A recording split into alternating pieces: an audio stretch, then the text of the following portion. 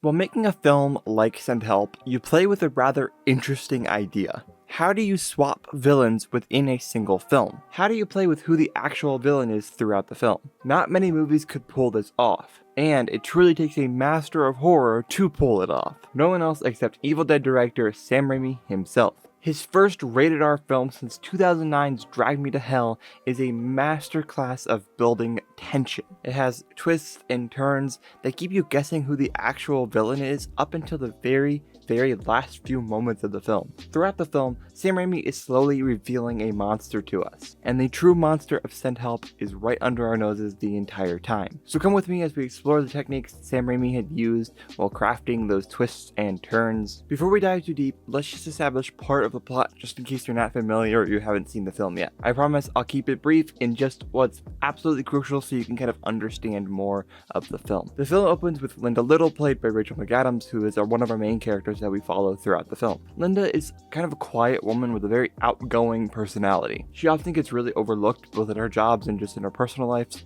but she's also a huge fan of Survivor and a big survivalist, with a bunch of Survivor books that you see kind of in her apartment. At her company, which is where the majority of the film starts, Linda is like a strategy or a planner. So the old CEO has died, and now his son is taking over the company. His son is the arrogant Bradley Preston that is played by Daniel O'Brien. Before the CEO had died, Linda was up for promotion, which Bradley gave to his old fraternity brother. After storming into his office, Linda is asked to go with Bradley and other members of the board to go to Bangkok to help finalize the merger of their company. But as they're on their way, they're making fun of her for her survival audition tape, and the plane crashes. The only survivors are Linda and Bradley, and that is where our story begins.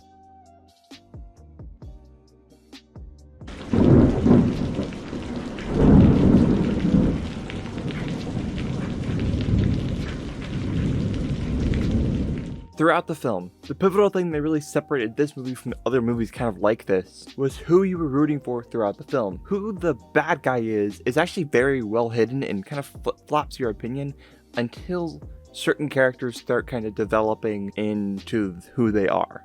Most of the time, you're rooting for Linda because at the beginning of the film, we see how she's treated as very throwaway at her job. You're rooting for Linda because you want her to survive the island, and you're happy that she's like finally can put a lot of those things that she's learned from Survivor and her survivalist books kind of to the test a little bit. But then you slowly realize that a lot of what she's doing doesn't make a lot of sense, especially how she was able to do a lot of it without some sort of aid in some capacity. Then she slowly reveals to us how she's become the bad guy. Bradley washed up on shore and had a broken leg. She then puts him up in a hammock. He kind of pisses her off, and so she leaves for hours on end, leaving him blistering into the hot sun. Later on in the film, she's poisoned by him, which we'll talk more about why in a minute. However, she poisons him back by making him eat a squid, which again, we'll talk about more of this in a minute. And this is the biggest spoiler for the whole movie, but the last big shocker twist reveal in Send Help that like really turned her into the monster you kind of like confirms it for you was the final few moments of the film,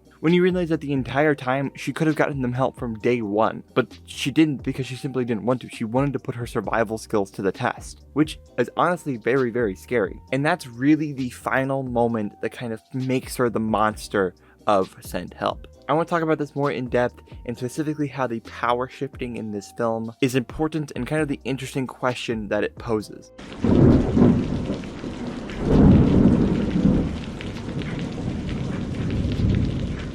The most terrifying aspect of this movie, funny enough, is something that we all deal with on a daily basis. Bosses are being snotty, or teachers if you're in school. People in positions of power over you are abusing that power in one way or the other. What happens when that power shifts? What do? We are societally expected to respect our boss, but does that continue outside of the workplace? That is something that is at stake here when we're talking about the Send Help and the situations that we see in this film. Bradley is not used to spending any time outside and has no basic understanding of how to survive in a life or death situation. Thus, it shifts the power from Bradley being on top to Linda being the boss on the island. This is shown very dramatically when Linda is building shelters and building water basins and things like that, and Bradley is stuck in a hammock that Linda had made with a broken leg. Throughout the movie, Bradley and his legs get stronger, which is when we kind of start seeing the actual power shifts and the societal expectation norms come back into play a little bit. Because when he was temporarily out of order, he was completely at her whim, because what else was he going to do, call someone? But as he began to get his power back, the power was in flux.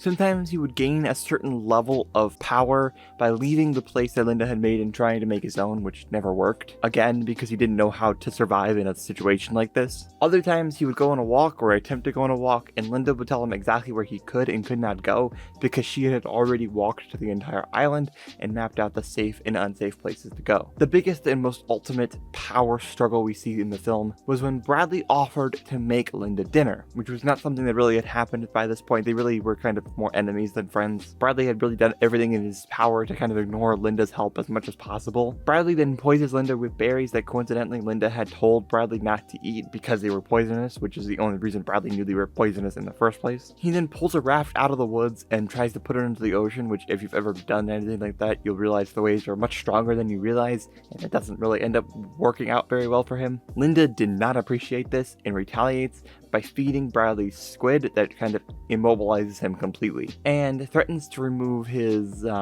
manhood if he ever tries to do something like that again, which that scene is absolutely horrific. Oh god. But that is really when the full power of the film is given over to Linda. That's when you, the audience, and also Bradley fully realize that this is Linda's game and we're on Linda's terms. This is where the ending of the film really comes into frame and you fully realize the horror of the situation you're watching.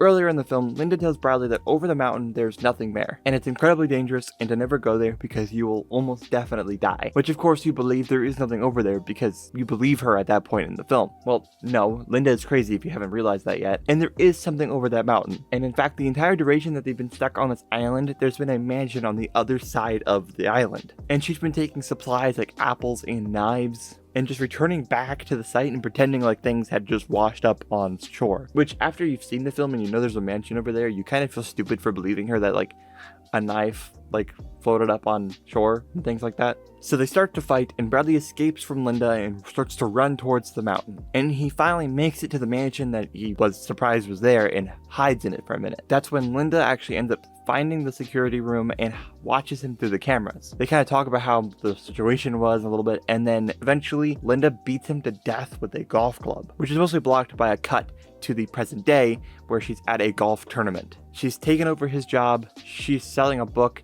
and telling her life story, and basically becomes incredibly rich and powerful by lying about being stuck on an island that she was never really stuck on in the first place. Which was weird because at the beginning of the film, you would have thought that that ending was a good ending, and like a good feel-good ending. But as you watch Linda Little become the character and the person